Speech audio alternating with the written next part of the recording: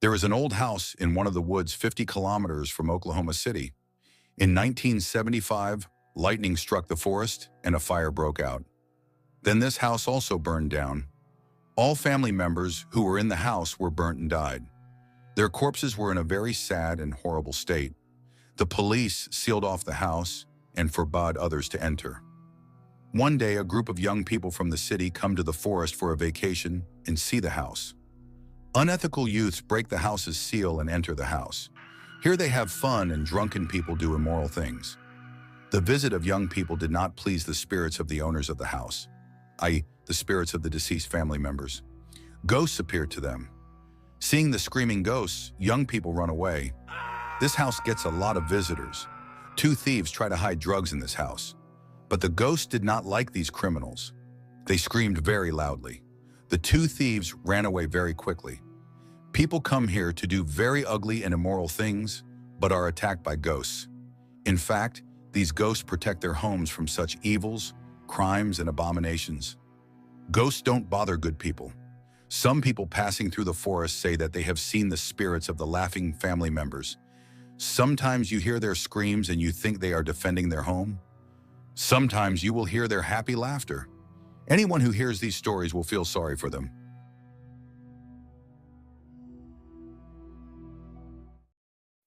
Whispers in the driveway. The early autumn chill swept through the small town of Millstone, turning the leaves into a riot of fiery colors. Sarah and her husband, David, had recently moved into an old Victorian house at the end of a long, winding road. The property had a certain charm, thick oak trees and a sprawling front lawn, but it came with a history that made even the bravest souls shiver. As they unpacked the last of their boxes, Sarah found an old photograph tucked between the pages of a dusty book. It showed a family standing proudly in front of their home, but it was the figure in the driveway that sent a chill down her spine. A translucent woman with hollow eyes stared back at her, her hand resting on the shoulder of a young girl. The rest of the family appeared cheerful, but the ghostly figure seemed to be caught in a moment of sorrow, lost in a time long past. "David, come look at this," Sarah called out, holding the photograph with trembling hands. David, busy setting up the living room, ambled over, glancing at the image. "Creepy," he said with a chuckle. "Maybe we should rename this place the Haunted Victorian." Sarah didn't laugh. The feeling of unease clung to her like a second skin. That night, as the wind howled outside and the shadows danced in the corners of their new home, she tucked the photograph away, hoping it was just an old relic of a bygone era. Days turned into weeks, and the couple settled into their routines. The house felt strange yet inviting, but something about the driveway remained unsettling. Each time Sarah stepped outside, she felt the weight of unseen eyes upon her. It was as if the air grew heavier, charged with a presence that refused to be ignored. One evening, as dusk crept in, Sarah decided to take a walk down the driveway. The trees whispered secrets in the wind, their leaves rustling like a distant conversation. She hesitated, her heart thumping in her chest, but pushed on, determined to confront whatever lay in the shadows. As she reached the end of the drive, she turned back to admire the house silhouetted against the darkening sky. That's when she saw her. A faint silhouette stood at the edge of the driveway, bathed in an ethereal light. The ghostly figure of the woman from the photograph was there, her hollow eyes fixed intently on Sarah. Panic surged through her, but something deeper, a feeling of sorrow and longing, pulled her closer. "Who are you?" Sarah managed to whisper, her voice trembling. The ghost didn't respond, but the air around her grew thick with emotion. Sarah felt a rush of memories that weren't hers, a sense of loss, a plea for help. The ghost raised her hand, pointing toward the house, and for a moment, Sarah felt an overwhelming urge to follow. Suddenly, the figure flickered like a candle in the wind and then vanished, leaving only a lingering chill in the air. Heart racing, Sarah rushed back to the house, breathless. She found David in the living room, oblivious to her encounter.